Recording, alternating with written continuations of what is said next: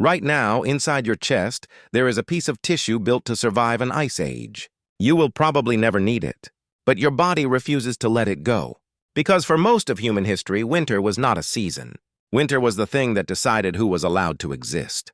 This is how ancient humans survived the deadliest winters on Earth, and why scientists now believe those winters are still inside you. 20,000 years ago, the planet looked like another world. Ice sheets 2 miles thick sat on top of entire continents. In places, the temperature dropped past -40 degrees. And into that world walked something soft, slow, and almost hairless, us.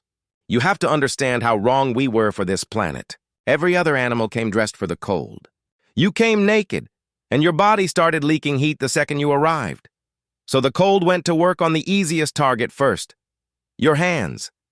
Fingers stop bending. Skin splits open along the knuckles. And a body that cannot use its hands cannot make fire, or food, or weapons.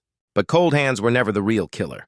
The real killer was math. To stay alive in that cold, your body has to burn thousands of calories a day, just to keep your core a few degrees above dead. You are a furnace that must be fed in a world where the food is gone.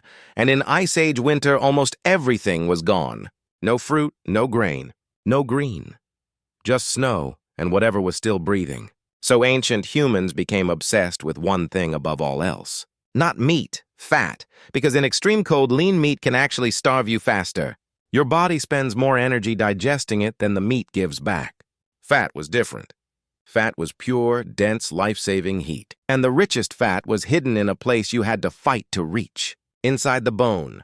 The marrow archaeologists find Ice Age caves filled with mountains of shattered bone. Every single one smashed open within minutes of the kill, because waiting meant the fat froze solid, and frozen fat could not save you. This is the first uncomfortable truth. Survival was not about strength. It was about being willing to do what the situation demanded. And as the winters got longer, the situation started demanding more.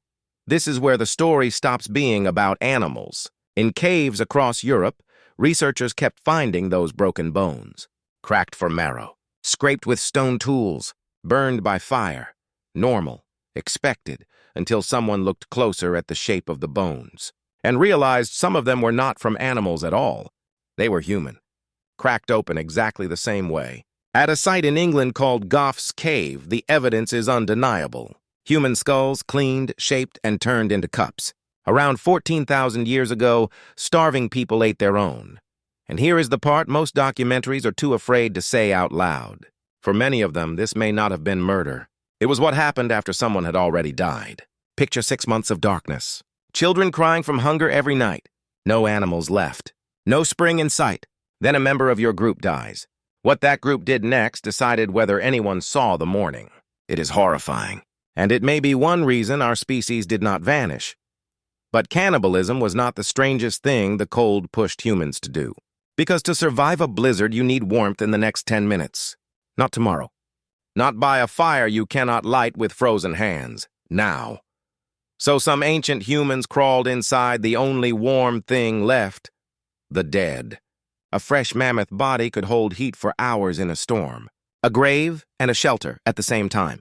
The prehistoric world did not care about dignity, only about the next sunrise. And this is where our idea of primitive cavemen completely falls apart. Because the people surviving this were not stumbling around in fur scraps. In Siberia, archaeologists found sewing needles made of bone, some over 50,000 years old, thinner than the ones in your house. That single needle changes everything. A needle means thread. Thread means fitted, layered, sealed clothing. Tailored fur suits, insulated boots, grease smeared on skin to slow heat loss. These were not primitives. They were specialists in a war against cold. Conditions that would kill you in a weekend, they lived in for a lifetime. But no amount of skill protected them from what hunted them at night. Because in the Ice Age, humans were not the top of the food chain. Cave lions bigger than any lion alive. Hyenas that crushed bone in one bite. Wolves the size of a grown man hunting in packs across the ice. To them, you were not a rival. You were slow, soft, warm meat, which is why one thing mattered more than food, more than shelter: fire. Fire was the only thing standing between a family and the dark. So some groups never let it die. Ever. They carried burning embers with them across hundreds of frozen miles. Because if the fire went out in deep winter, the family went out with it. Think about how fragile that is. One gust of wind, one wet night could erase an entire bloodline from history. And when something is that precious, people start killing for it.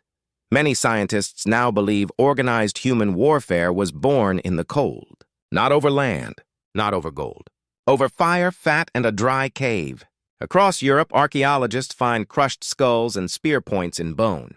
Entire families found dead together, inside the shelters that failed to save them. When the world freezes, the line between neighbor and threat disappears. Now I want you to sit inside one of those nights. Really sit in it. It is somewhere in Europe. 20,000 years ago, a storm has trapped your group. The fire is low. There is no more wood within reach of the storm. A child has not eaten in 3 days and has stopped crying, which is worse.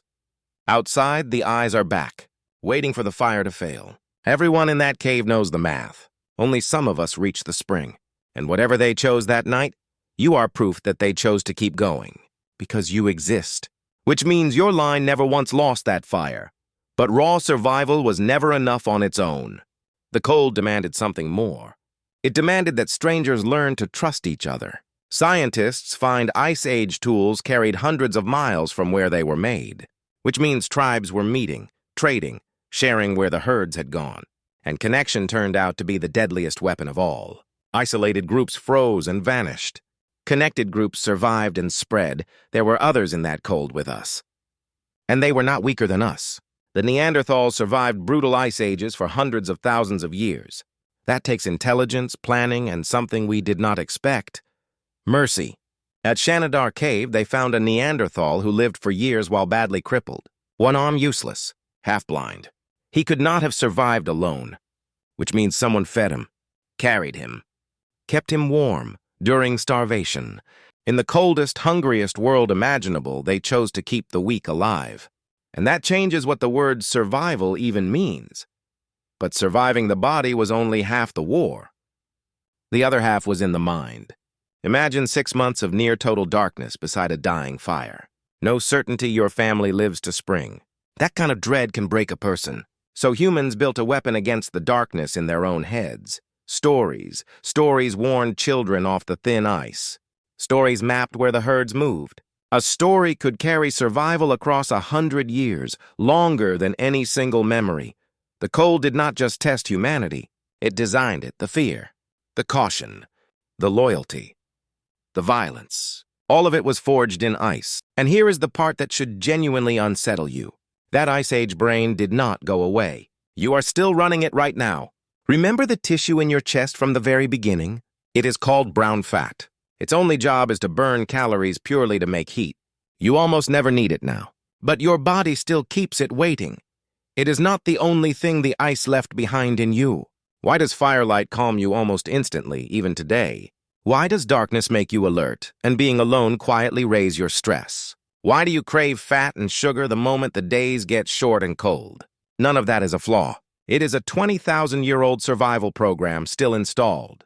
Your body remembers a winter your mind never lived through. Every fear of the dark, every pull toward the fire. It was written in the ice. The people who gave you those instincts were not the strongest who ever lived. They were simply the ones who refused to stop on the nights it made no sense to continue. So the next time the cold gets into your chest and something in you tenses up, understand that it is not weakness. It is memory. Thousands of people froze so that one unbroken line of warmth could reach you. You are the spring they never got to see. That is the real story of ancient winter. Not empires, not kings, just starving people staring into firelight while the frozen world waited outside.